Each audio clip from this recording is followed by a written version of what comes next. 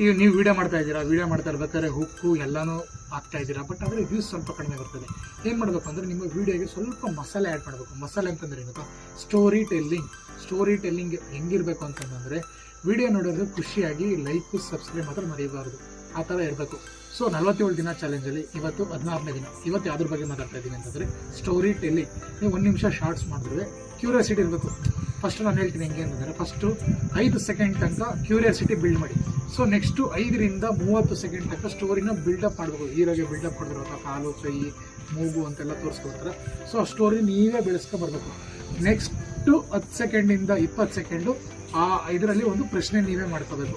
ಪ್ರಶ್ನೆ ಮಾಡಾದ್ಮೇಲೆ ಲಾಸ್ಟ್ ಇನ್ನು 10 ಸೆಕೆಂಡಲ್ಲಿ ಆ ಪ್ರಶ್ನೆಗೆ ಉತ್ತರ ನೀವೇ ಕೊಡಬೇಕು. ಆವಾಗ ನೋಡೋರ್ಗೊಂದು ಸ್ವಲ್ಪ ಖುಷಿ ಆಗುತ್ತೆ. ಸೊ ನಾನು ಈಗ ಕಲಿತಾ ಇದ್ದೀನಿ, ನನಗೂ ಸ್ಟೋರಿ ಟೆಲ್ಲಿಂಗ್ ಅಷ್ಟು ಚೆನ್ನಾಗಿ ಬರಲ್ಲ, ಸರಿನಾ.